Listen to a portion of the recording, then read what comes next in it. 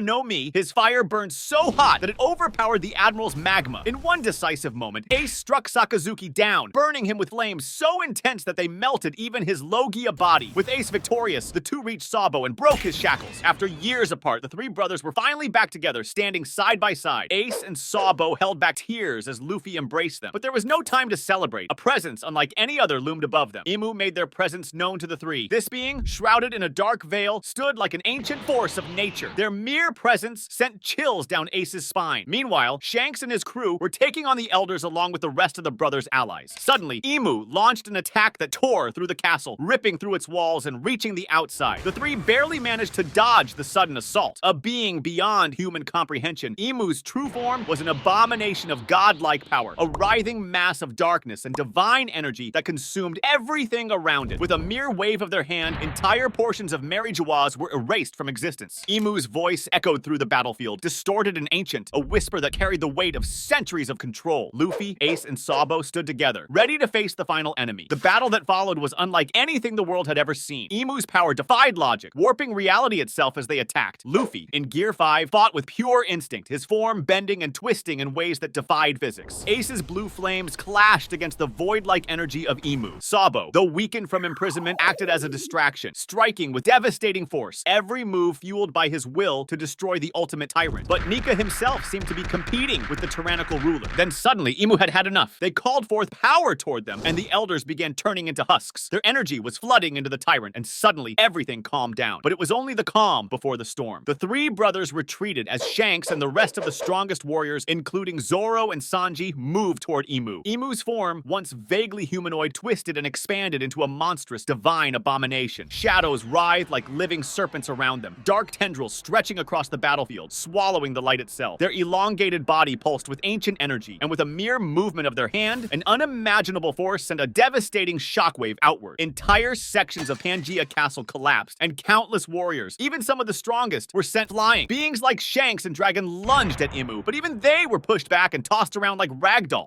One after another, the alliance began to crumble, and the ancient being before them seemed insurmountable. The battlefield turned into a storm of destruction, the heavens themselves splitting apart as the final clash unfolded. But Luffy couldn't watch his allies fall. Something shifted inside him, and suddenly there was light. A golden glow stretched out, filling the void, pushing back against the darkness itself. Luffy's form shimmered, his laughter carrying through the battlefield, his heartbeat pounding like the drums of liberation. His entire body radiated divine energy. His Gear 5 had evolved, surpassing even its previous limits. The Sun God had arrived. With a massive grin, Luffy grabbed hold of the very fabric of the void and pulled. The darkness cracked apart like fragile glass, shattered by sheer willpower. Emu, for the first time in history, took a step back. The alliance felt it. The tides had turned. Luffy moved like lightning, his punches carrying the force of a god's will. He stretched and twisted through the battlefield, turning the very sky into a weapon. Emu screamed, lashing out in desperation, their form beginning to break apart. The void around them cracked, their control over reality slipping. The world was rejecting them. With one final attack, Luffy expanded his fist, making it larger than even Pangaea Castle itself, his entire body crackling with divine energy. The sun shone behind him through the broken clouds as he unleashed his final blow, the final dawn. Emu, the eternal ruler, was consumed by the impact. The darkness shattered, the sky split, the world itself trembled. Then silence. As the dust settled, Emu was no more. The throne of the world lay empty. The final war was over, and the world was free. That completes this what if video. As for the next one, what if the time skip had already happened? What if the Straw Hats were present and already at full power during Marineford? How would the war and the story of One Piece change? Sabaody Archipelago had become an absolute mess after the worst generation had gathered there. But the main issue came up when a celestial dragon appeared. Luffy punched him without thinking twice, and that led to a series of events that made an absolute mess on the island. Punching a celestial dragon meant that the one who did so would basically be sentenced to death at the hands of an admiral. After that punch, the Marines quickly moved in, and Admiral Kizaru soon arrived to take care of the mess. He didn't come alone either, as the pacifistas surrounded everyone. And at the time, the Straw Hats tried to fight back, but they were outnumbered and outmatched. The pacifistas alone were too strong. And although Rayleigh stepped in to hold back Kizaru, Bartholomew Kuma had appeared. And with his arrival, each of the Straw Hats began disappearing one after the other. Luffy watched as his crew vanished. The Straw Hats were scattered across the world. Luffy himself was the last to go, and after 3 days, he landed on Rusukena Island. Zoro was sent off to Kurigana Island, where the strongest swordsman in the world, Dracula Mihawk, lived. Nami was on Weatheria, Usopp on Boyne Archipelago, Sanji on Kamabaka Kingdom, Chopper on Torino Kingdom, Robin on Tequila Wool, Frankie on Karakuri Island, and Brook on Namakura Island. Each of them had to face their own list of troubles, and they didn't know where the rest were. But the Straw Hats did realize that they weren't strong enough for the New World. Not like this. So they decided to train. Rayleigh soon arrived on Rusukena, after Luffy had already befriended Boa Hancock, a warlord of the sea. Luffy himself asked Rayleigh to train him to become stronger. He also asked Boa to use her connections to find out where the rest of his crew was, and they soon got word that they would reunite after 2 years had passed. Luffy began his training under Rayleigh, and soon enough, he started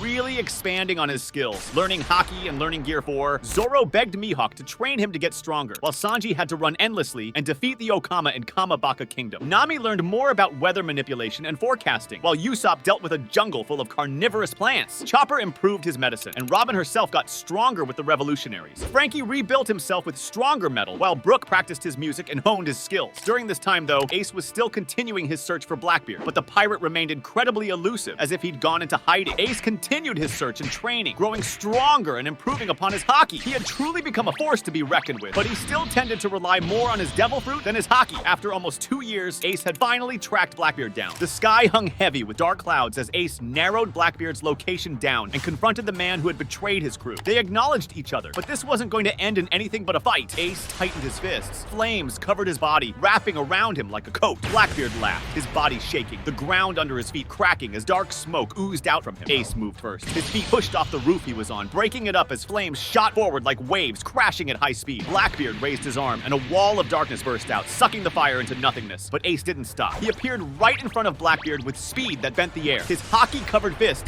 slammed into Blackbeard's jaw. The punch carried enough force to send him flying backward into a boulder, shattering it to pieces. Blackbeard stood back up with blood coming out from his lip, but he was grinning wide. He answered with a pull from his yami yami no mi. Gravity twisted as the air felt thick, and Ace's body was dragged toward Blackbeard like a magnet, grabbing metal. Ace used his Conqueror's Haki to break free from the grasp before pushing back with an explosion of heat, breaking the pull for a second. Ace moved again, this time using both speed and observation Haki. He dodged a surprise attack from below as Blackbeard's darkness shot up like spikes. Ace countered by sending a column of fire downward, creating a small crater of glass from the heat. Blackbeard's body tanked the damage, but it showed. His clothes burned in patches, his skin was bruised. Using armament Haki, Ace coated his legs in hardened force and launched a spinning kick, sending more fire and pressure across the field. Blackbeard grabbed the flame with his dark hand, absorbing the attack and dragging Ace forward at the same time. Their fists clashed. Blackbeard's darkness-covered punch met Ace's Haki and flame-infused strike. The island shook, cracks split the ground for miles. Then Blackbeard played dirty. He used his darkness to suddenly pull Ace's center of gravity sideways. Ace stumbled for half a second. It was all Blackbeard needed. A full-force punch landed deep into Ace's stomach. The shockwave rippled through the air. Ace coughed blood, but pushed back. In the end, the two summoned massive orbs of fire and darkness before they sent them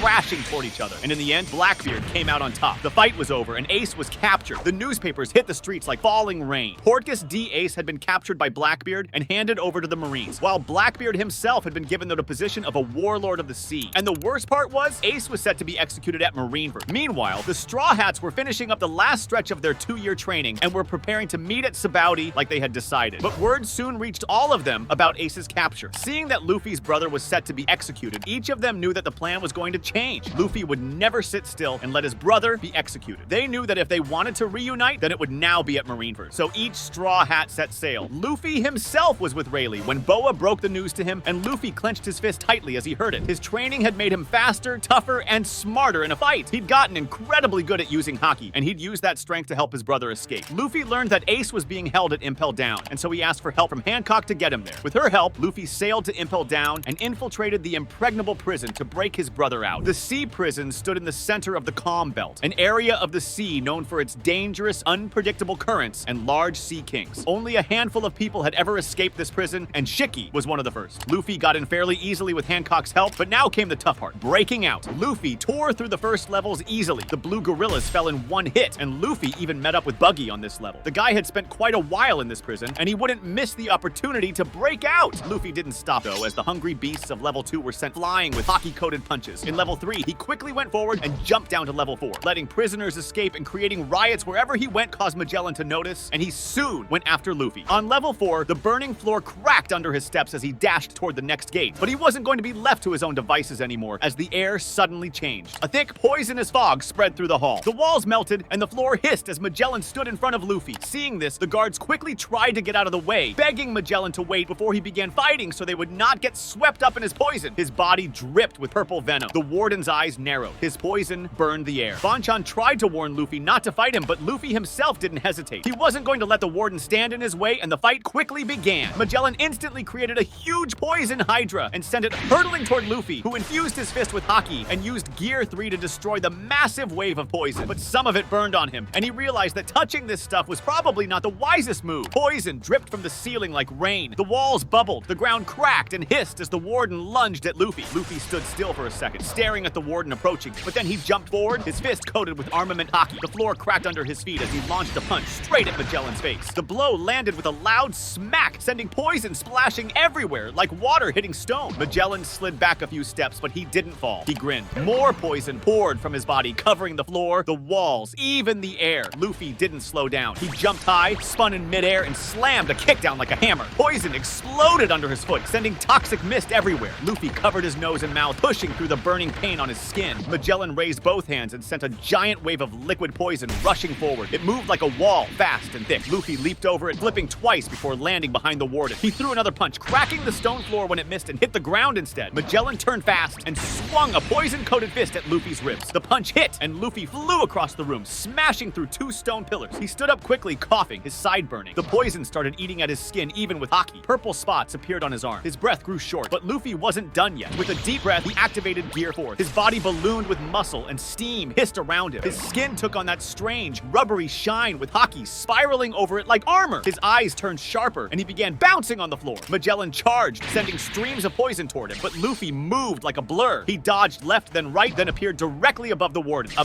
massive, haki-coated punch crashed down like a meteor. Magellan took the hit full force, the floor beneath him breaking apart like thin ice. Luffy followed with another strike, slamming Magellan sideways into the wall. The stone burst open. Without pause, Luffy flew forward, spinning midair and kicking Magellan deep into the ground. Dust and poison mixed in the air. Prisoners and guards watched from a distance, unsure whether to cheer or run. But Magellan didn't stay down. His body twisted, and from the cracks around him, poison geysers erupted like fountains. A giant, dripping dragon made of venom rose behind him, jaws wide open as the color of Magellan's poison changed. Luffy charged straight at it as the dragon lunged. Luffy's punch tore through the dragon's head, splitting it apart like a cloud, but the poison clung to his arms, burning through the haki. Magellan appeared right behind the mess of smoke and smashed Luffy in the chest with a full-force poison-coated fist. The blow sent Luffy flying backward, slamming into the far wall. Luffy hit the ground hard. The poison spread fast now. Purple veins crawled up his skin. His muscles weakened. His Gear 4 form popped like a balloon, deflating all at once. He gasped for air but couldn't move. Magellan walked forward, poison covering him like armor. Magellan himself had taken a serious amount of damage, but he still mocked Luffy for thinking that he could have survived. As Luffy lay there in a pool of poison, Magellan left him. Things looked dire for Luffy with the sheer amount of poison affecting him, but Bonchan didn't give up. The two eventually found Ivankov, but the process for saving Luffy was not as simple as they assumed. Ivankov used the powers of their Horn fruit to enhance Luffy's natural immune system, which caused Luffy's body to break down and heal itself at an accelerated pace in order to fight off the poison. This lasted for a grueling 10 hours, but in the end, Luffy pushed through the poison. Something odd happened at the last stretch, though. Luffy's heartbeat echoed strangely like a drum, and for a second, something awakened deep inside. But then it faded, and Luffy regained consciousness. When he woke up, he realized he'd wasted too much time. Luffy and the rest rushed down to level 6, but by the time they reached it, Ace was already gone. Despite this, Luffy freed Jinbei and Crocodile here before they prepared to break out. They went up the floors and created an absolute mess of everything. Then a new enemy appeared, Blackbeard himself. Luffy recognized the pirate and was angered. Realizing that he was the reason Ace was captured, Luffy launched a punch into Blackbeard's gut that sent him flying into the wall. Without a second thought, he launched himself at Blackbeard again and activated Gear 4. His fist grew massive, larger than before, and came crashing down on Blackbeard with a thundering smack. The ground broke open beneath him. Blackbeard took a hit, but his darkness swallowed the brunt of the force. He suddenly became serious as he realized how strong Luffy had become. He countered with a gravity pull that dragged Luffy toward him. Luffy spun midair, stretched his body like a slingshot, and shot back with another wild punch. This time, he used a Kong gun to strike Blackbeard sideways, sending him crashing into the nearest wall. Blackbeard grunted, stood up, and launched a wave of dark energy at Luffy. The ground behind Luffy vanished into a sinkhole of darkness. Luffy bounced, flipped, and ran along the wall, dodging the pull. He countered again, turning his legs into springs, and delivered a double-footed kick that blasted Blackbeard through 2 walls. For a moment, it seemed like Luffy could win, but then it appeared that Magellan was on their trail, and Ace was getting farther away. Jinbei shouted for Luffy to stop. The others were already making their escape. Time was running out. Luffy stood, breathing heavily, still glaring at Blackbeard. His form crackled with energy, but he turned away. There was no time to finish this fight. They rushed up the levels, but as they got close to escape, Magellan came back again. Luffy saw Ace's ship in the distance. The anger took over him, and Luffy's rage made his heart beat faster like a drum. His form began to change as Magellan coated himself with the poison he called Kinjite. Luffy himself was pulsing with Conqueror's haki, and a strange energy pushed through his body, wild and uncontrollable. His hair turned white, and his heartbeat echoed like a drumbeat. The anger seemed to have changed something in Luffy, and his form became lighter, faster, and strangely cartoonish. Luffy had awakened something new. Gear 5! Luffy grinned and laughed as he jumped, spun midair, and dropped down with a hammer-like punch that smashed Magellan deep into the stone floor. The whole level shook. Cracks spread out like spider webs. Luffy simply threw the poison off his fist as Magellan stumbled out of the crater, in shock at the sudden increase in strength Luffy displayed. He took a severe beating as he tried to combat Luffy as the latter continued to dodge and steamroll Magellan. Even Crocodile and Jinbei were shocked at the level of power he had displayed. Magellan tried one last desperate move. He unleashed a huge wave of poison, flooding the entire hallway. Luffy grabbed the floor itself, yanked it like a blanket, and flipped the entire wave back toward the warden. The poison splattered against the ceiling, raining down on Magellan. With one final haki-infused punch, he left the warden there in a heap. With the warden defeated, Luffy and the rest made their way away from Impel Down and toward Ace's execution spot. Meanwhile, the Marines had prepared in Marineford, the heart of marine power. Giant chains, tall walls, cannons pointed toward the sea. 3 admirals sat ready. Fleet Admiral Sengoku stood above them, and Garp stared in silence. The Whitebeard pirates had also set sail to deal with the Marines.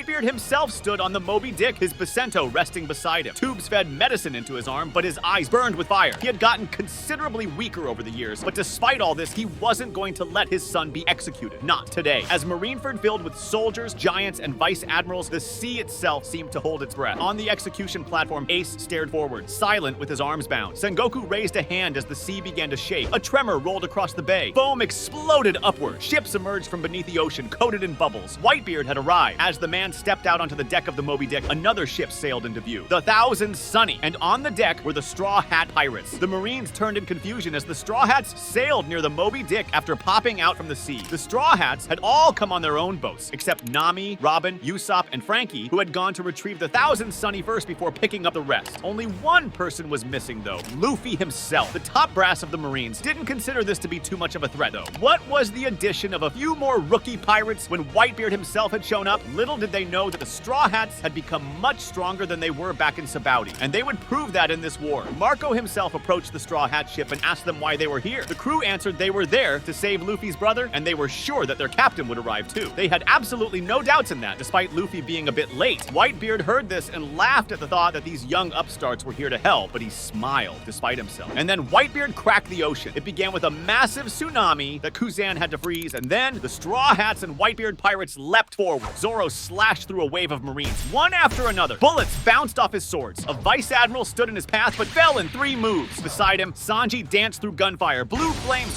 crackling around his feet. He spun through the air, kicking enemies like falling meteors. A marine giant tried to grab him, but Sanji launched upward, kicking him in the jaw with both feet. The giant dropped with a crash. Usopp, from the high rubble, rained down chaos. His explosive shots scattered formations, blowing up supply lines and towers. Frankie bulldozed through the lower levels, firing laser blasts alongside Whitebeard's Division 4, covering the flanks. Robin, calm as ever, stood atop collapsing walls, hands blooming everywhere, twisting rifles, breaking swords, dropping Marines before they could shout orders. Nami summoned clouds, guiding lightning into heavy Marine clusters, while Chopper and Monster Point rampaged through the reinforcements coming from the rear gates. And Brook, humming a tune, froze the ground under groups of enemies while slicing through them with precise, silent cuts. They weren't just helping, they were carving a path. Whitebeard's commanders looked over in surprise, and Marco grinned. Jozu himself focused on protecting Whitebeard. One slash came hurtling towards him from none other than Mihawk, but Zoro stepped in with his own and dissipated the slash. Mihawk smiled at seeing his pupil stand against him. And then, as the battlefield had become a chaotic mess, a certain ship dropped out of the sky. The band of former prisoners was falling down from the sky, making everyone look up in shock. Luffy inflated his body and turned towards Gear 4 as he pushed himself toward the ground and landed in an impact that sent Marines flying away. He stood up and jumped high, stretching like a spring. The Straw Hats loudly screamed as they saw their captain arrive and began making their way toward him. Gear 4 helped Luffy wreck through a pacifista as he bounced off cannonballs and began making his way to the platform at a frightening pace. Frankie was the first to join him, grinning widely, blasting Marines around him. And then Luffy erupted with a blast of Conqueror's Haki to wipe out the Marines that were standing in his way. He looked up at Ace as he neared the execution platform. Zoro himself was cutting his way through Marines to reach his captain, while the Whitebeard pirates quickly realized that this may just be the turning point of the battle. Finally, Luffy reached the execution platform, and Garp stood in front of him. Ace looked down with wide eyes, cursing himself for putting his brother and family in danger, but he recognized how strong Luffy was. Garp himself didn't put his heart into stopping Luffy, who punched him down and reached the platform before quickly releasing his brother. Marines shouted, cannons fired. Sakazuki finally stepped off his post, but none of it mattered as Ace came crashing down in a plume of fire as Sengoku caused the platform to collapse with a palm from his golden Buddha form. Luckily enough, Marco appeared, clashing midair with the fleet admiral in a burst of blue fire. Marco shouted at Luffy to run and take Ace with him. Luffy nodded and took to retreating with his brother, but there was no time to talk. Below, the ground shook and Sakazuki began berating Whitebeard to get Ace to fight him. The tactic worked, and the angered Ace leapt forward, but Luffy stepped in. Magma dripped from Sakazuki's fists as his eyes locked onto the brothers. Luffy told Ace to stay behind him as his hair turned white, and he awakened Gear 5. Before Ace could argue, Luffy was already clashing with Sakazuki as his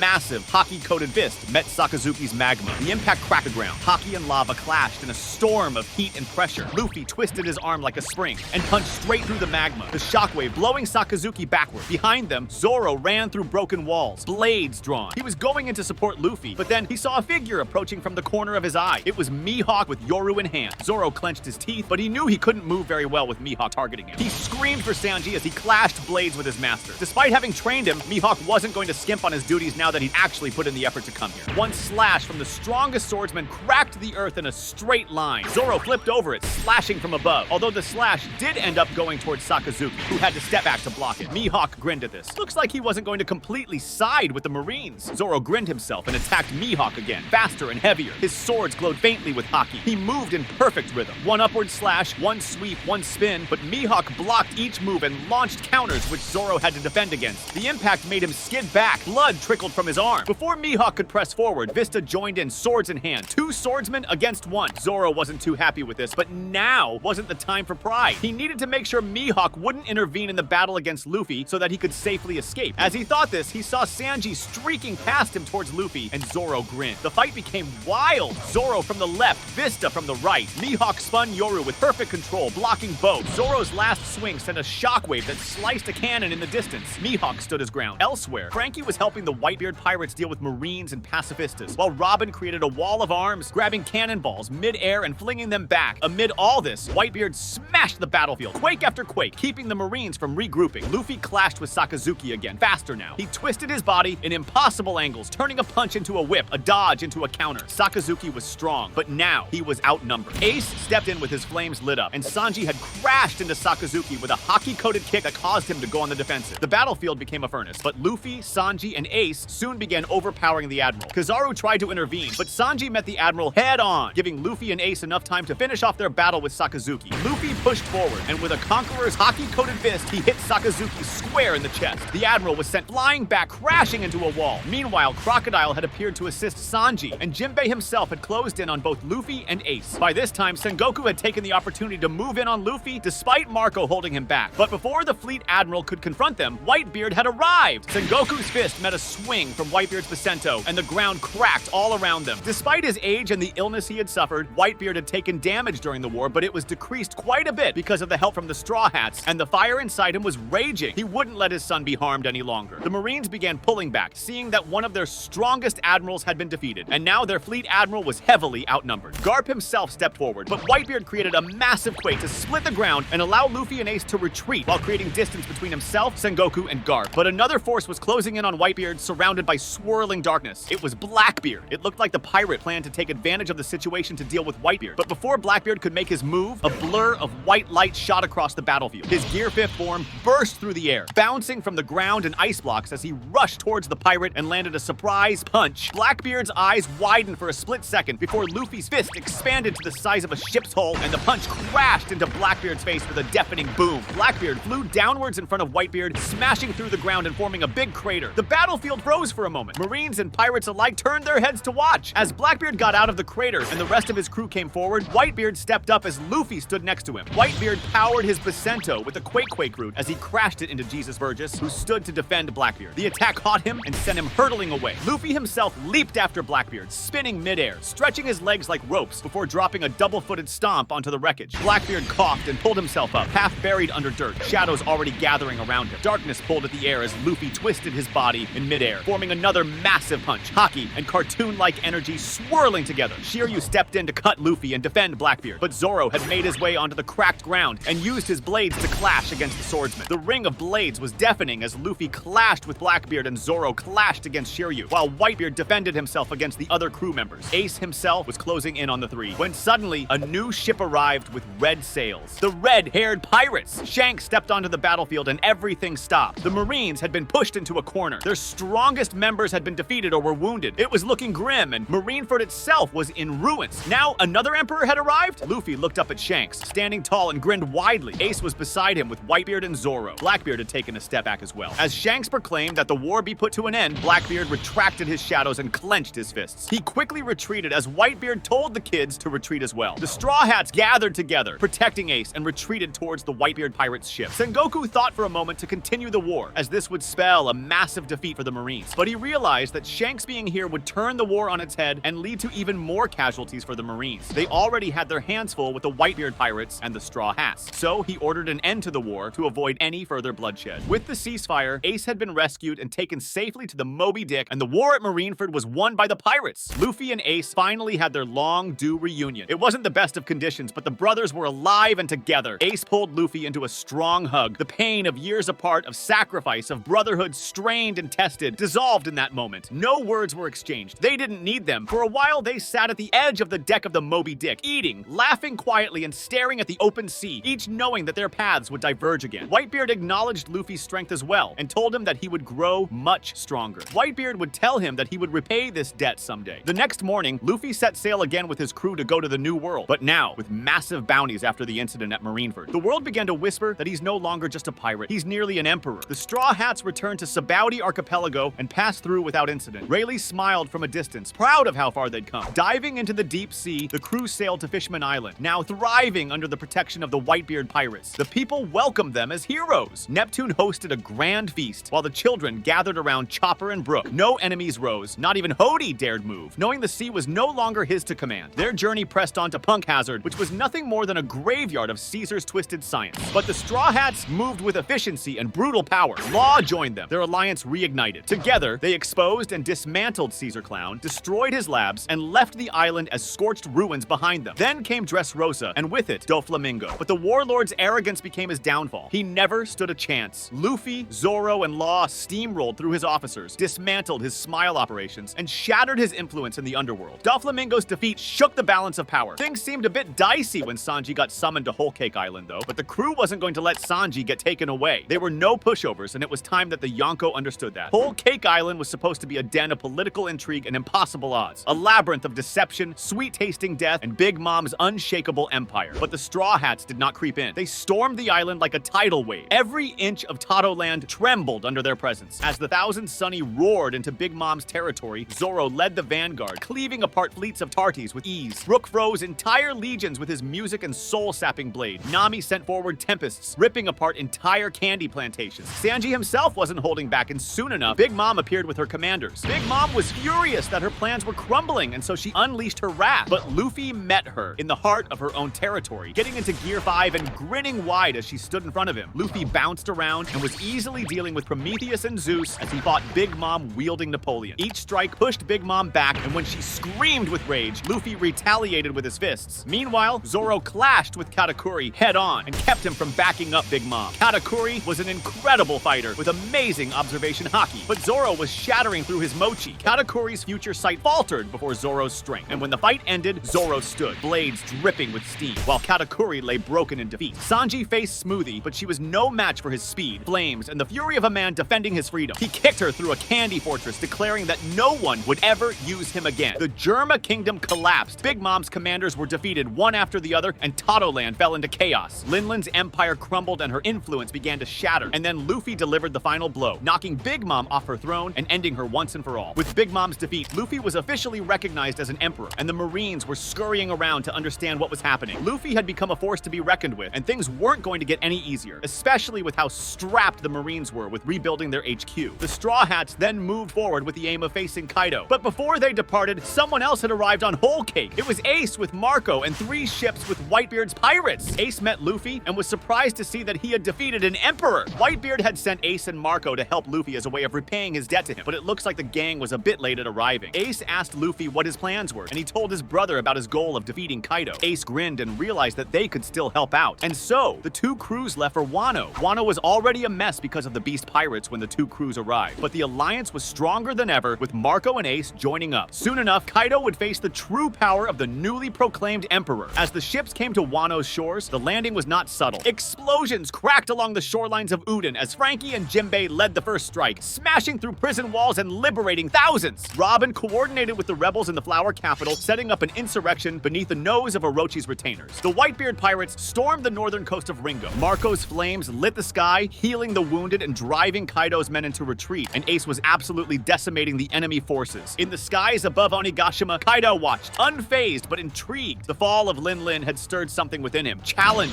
rage, anticipation. He transformed into a dragon and headed down into the battlefield, targeting Luffy. Luffy saw the approach of the massive dragon as he came close and charged a bolo breath. Luffy leapt into battle first, his body surging into Gear 5 before crashing headfirst into Kaido's dragon form, disrupting the trajectory of the attack. King followed as he tried to defend his captain, but instead of Luffy, his blade clashed with Zoro, and Sanji went on to fight against Queen. The heavens shook as thunderclaps exploded from every punch. Kaido roared with fury as he retaliated, only for Luffy's form to warp, twist, and rebound his club strikes back in cartoonish defiance. Soon enough, a blast of fire hit Kaido in the side as Ace materialized next to his brother. Kaido came crashing to the ground before standing back up in his hybrid form. He cracked his neck as he looked at the 2 brothers. It was time to get serious. Luffy surged forward first, body bouncing with the wild unpredictability worthy of Gear 5. Kaido swung his club with devastating force, but Luffy twisted his own torso into a spiral and flung Kaido's attack back at him. The impact split the sky, sending shockwaves across the island. Ace followed, soaring through the air on wings of flame. His fire now glowed hotter, brighter, alive with an awakened will. As Kaido staggered, Ace rained down a barrage of solar flares, each one like a miniature sun crashing down. The earth buckled and began to melt as Kaido roared with annoyance and pain. Kaido retaliated with a scream that shattered the clouds. In an instant, he vanished in a burst of speed and slammed his club down on Ace. But the fire didn't extinguish. Instead, Ace's body surged with solar energy, absorbing the blow with a fiery shield and retaliating with a point-blank Nova Punch that sent Kaido skidding backward, scales scorched and armor cracked. Kaido clashed continuously with the brothers as the battle raged on around them. Soon, Luffy took to the sky, twisting into a coiled slingshot and launching himself downward like a comet. His fist ballooned in size, wrapped in advanced conqueror's haki. Kaido raised his club again, but Ace shot forward from the other side, pinning Kaido with a wall of flame just long enough for Luffy to strike Kaido with a force that went through his scales, damaging him from within. With blood running down his mouth, Kaido roared and erupted in a transformation, becoming a colossal, flaming Azure dragon. He twisted through the air, summoning massive flame cyclones, slicing wind blades and lightning storms. The brothers looked up, their grins never fading. Luffy launched upward, dodging tendrils of flame as he got closer and closer. Kaido fired a blast of heat that could melt a fortress, but Ace intercepted it with a radiant Nova shield, drawing the full brunt into himself and burning brighter in return. Ace's eyes flared gold as his flames became hotter than magma. He burst forward, matching Kaido in the sky, punching into the dragon's snout with explosive bursts that blinded even the night. Luffy reached the apex of his bounce, his body stretching wider than ever before, and then he snapped down, his fist now the size of a hill, crashing directly into Kaido's chest. Ace followed up immediately, a solar spear piercing Kaido's throat. The dragon screamed as he sustained fatal damage and fell from the sky. He plummeted back to the island like a meteor, crashing through the main keep of Onigashima with a quake that tore the land in half. A heavy silence fell across the battlefield as the dust finally settled. One by one, the sounds of clashing steel and battle cries faded into nothing. All eyes turned to the center. There, on the ruined ridge overlooking the battlefield, stood the two brothers, Luffy and Ace, shoulder to shoulder, standing above the motionless form of the fallen dragon. Kaido, the so-called strongest creature in the world, lay defeated at their feet. Together, they had done the impossible. Now, with both brothers being placed as emperors of the seas, they continue their adventure in the world of One Piece. That completes this What If video. As for the next one, what if the Revolutionary Army had joined the war at Marineford? With Dragon himself stepping into the chaos, how would the tide of battle shift and how would the entire world of One Piece change? The war at Marineford had erupted into chaos. Whitebeard arrived with his entire crew, making a thunderous entrance by triggering a massive tsunami, only for Kuzan to freeze it in its tracks. The Whitebeard pirates charged in, Marco soaring through the skies in blue flames, while commanders clashed with giants and vice admirals. From above the execution platform, Ace watched it all unfold with guilt and disbelief. Then came the shock. Luffy burst from the sky, leading a wild charge of impelled down escapees. His arrival lit the battlefield ablaze, and the war exploded to new heights. And then, something even more unexpected happened. The battlefield was chaotic when a horn suddenly rang through it. It was a deafening sound that made the Marines suddenly go on edge. Admiral Sengoku's brows furrowed. Everyone looked towards the sea, and that's when they saw it. A number of ships were coming close, and all of them bore the flag of the Revolutionary Army. No one expected this. Not the world government, not the Marines, and certainly not the pirates. The very organization that had haunted the dreams of kings and nobles across the seas had stepped out of the shadows and onto the most watched stage of the era. At the helm of the lead vessel stood a figure cloaked in storm gray robes. His face was calm, unreadable beneath the shadow of his hood, but his presence pierced the battlefield like a blade. Monkey D. Dragon, the most wanted man in the world, had arrived. The air grew heavier, the clouds darker, as if nature bowed before him. Behind him, standing tall with fierce determination in his eyes, was Sabo. Sabo was the one who had caused all of this in actuality. He had read the news about the execution that was coming up, and when he read Ace's name, he suddenly remembered everything from his childhood. Nights under the stars, stolen food shared between laughter, a bond forged in fire and brotherhood. His family was in trouble, and he had to act. He'd gone to Dragon with this, who was reluctant to participate in the war. But he realized that Sabo would have gone alone if he had to. He also realized that if he did go and the gamble paid off, then it would mean the Marines would suffer heavy losses. The decision was swift. He mobilized the commanders and readied the fleet to let the world know the revolution would no longer wait in the shadows. Koala and Hack led specialized assault units onto the battlefield and flanked the distracted Marines. Bilo Betty raised her flag, igniting the hearts of oppressed prisoners and pirate allies alike, empowering them to fight harder. Morley, the massive giant commander, burrowed beneath the battlefield, erupting from the ground with a bellow that sent soldiers flying. Lindbergh took to the skies, unleashing strange inventions that disrupted communication and scattered the Marine lines. And then, the true chaos began. Dragon stepped onto the battlefield, his presence warping the wind. Marines charged charged blindly, only to be swept away by gusts that felt like the wrath of the storm itself. He had an exceptionally intimidating aura, and lightning began to form in the sky. The man could control the weather. And then there was Sabo. He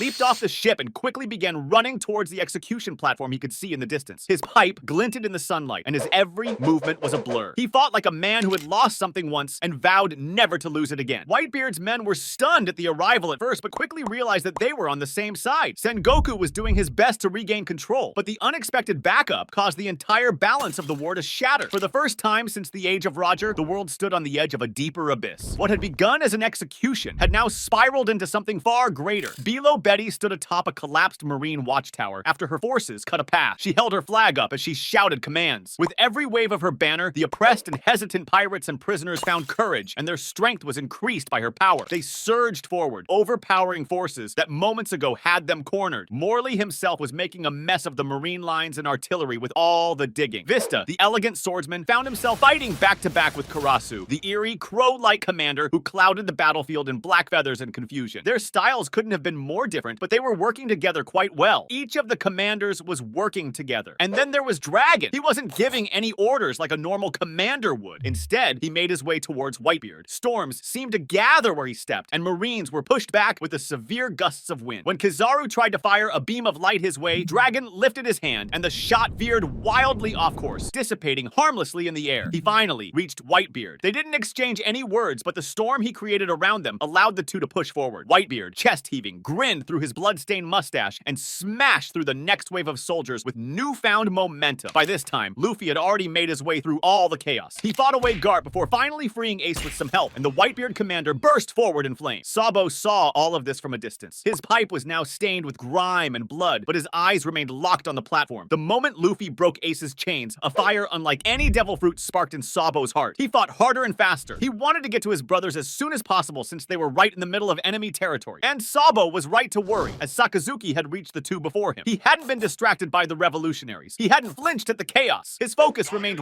razor sharp, his sense of justice burning hotter than ever. Ace was free, and in Sakazuki's mind, that was a sin that needed correction. He charged forward with magma erupting from his fists, carving a molten path toward the brothers. He provoked Ace and got him to fight, but Ace would soon realize that his devil fruit wasn't strong enough to keep up with the magma. His rage put Luffy in danger, and he saw that Sakazuki was going to drive his fist through his brother's chest. Ace rushed forward, his heart pounding as he came between Luffy and Sakazuki. Sakazuki's fist, blazing like the sun, aimed straight for his chest, but then he was lifted off his feet. Faster than the eye could see, Sabo had leapt in and taken both his brothers into his arms, carrying them away from the Admiral. He dropped them before quickly turning to face Sakazuki with bloodshot eyes. He clenched his fist as he stood between Sakazuki and his brothers. Sakazuki rose, his jaw clenched, fury radiating from him like lava. The ground beneath him cracked and hissed from where his punch had landed, and it was as if the air around him was burning. Sabo imbued Haki into his weapon. Then he moved like a blur. Sakazuki blocked the pipe as it crashed toward his head, but in an instant, Sabo swiped at his feet before spinning up into a devastating uppercut. He clenched his fingers and used his dragon claw to grab the Admiral's neck and fling him to the ground. Sakazuki retaliated with raw power, and his fist caught Sabo in the ribs, which he strengthened with armament Haki. It sent him flying, but he twisted midair, landed on his hands, and launched back into the fight. Magma clashed with steel, fists with fury. Each hit sent waves of heat and wind into the battlefield, drawing the eyes of both pirates and marines. Sabo was fast, clever, and precise, but against the raw elemental force of Sakazuki, he was beginning to falter. The magma-wielding Admiral's punches were getting stronger, and they were melting the ground whenever they landed. At one point, it was all Sabo could do to avoid them. Ace was the next to enter the battle as he began launching fireballs to distract the Admiral and give Sabo an edge. But the fight was still getting harder. Sabo's pipe clanged against a magma-coated fist. The pipe bent slightly. Sakazuki growled and brought down his arm like a falling meteor. Sabo leapt back, panting now, sweat streaming down his face, not from exhaustion, but from the heat. Sakazuki saw it too. With a furious roar, he surged forward, slamming a magma-covered fist into Sabo's side. The revolutionary flew across the execution platform, crashing into the base of a broken mast. Flames sizzled on his coat. He tried to stand again, teeth gritted. Luffy stood nearby, regaining his strength. He couldn't possibly deal with this Admiral who was pushing back both his brothers, and he didn't want to burden them either. Ace could have died, but then the world shook. Whitebeard had neared the two, and he slammed the Basento into the ground, causing Sakazuki to stumble. Whitebeard's eyes locked on Sakazuki as he leapt forward with a speed that shouldn't have been possible with his size. The Admiral barely turned before a seismic fist hit him in the face. With a single swing, Whitebeard warped the battlefield. Sakazuki was buried into the ground like a rag doll. Sabo struggled to rise, blood at the corner of his mouth. Whitebeard offered him a hand, and Sabo took it. Moments later, Dragon descended from the sky, wind spiraling behind him like wings. He landed beside the three brothers, the storm around him dying into stillness. His cloak whipped in the wind as he surveyed the battlefield. It was time. The signal for retreat went out. The Whitebeard pirates began falling back. The Revolutionary Army covered them, sweeping across the battlefield like a tide of liberation, cutting through what remained of Marine resistance. Not all Marines fell, but many did. Kizaru was proving to be the most annoying of the bunch. He was flashing across the battlefield, trying to pick off revolutionaries from behind. But his speed for once was not enough. Karasu's crows enveloped him, blinding his vision. Lindbergh suddenly appeared and unleashed a trap of electrified cannons just as Morley dug the ground out from under Kizaru's feet. He tried to escape, but Ivankov used a hell wink to send him down into the trap that had explosives. The blast was huge and even brighter than Kizaru himself. When the smoke cleared, his body lay there, broken. Blackbeard was watching the entire war from a distance since he was waiting for the perfect moment to attack Whitebeard and steal his devil fruit. But everything was falling apart. The Marines weren't able to defeat Whitebeard, and that meant Blackbeard couldn't get the Gura Gura no Mi, which was supposed to be the strongest Paramecia-type devil fruit in the world, all because of the revolutionaries. Seeing that, he decided that it was better to leave before anyone caught wind that he was here. And then, another ship appeared on the horizon with red sails. Shanks had arrived. He stepped onto the ruins of Marineford with his crew surrounding him, and all the parties on the battlefield became quiet. Whitebeard stood looking at him while leaning on his Bacento, while Dragon himself was silent. The revolutionaries and pirates were ready for more, but the red-haired emperor raised a hand. He declared that a ceasefire would take place or he would personally intervene in this war. That was enough. No one wanted a prolonged war, and Sengoku knew that Shanks' participation would mean that the Marines would be no more. He gave the order for a ceasefire.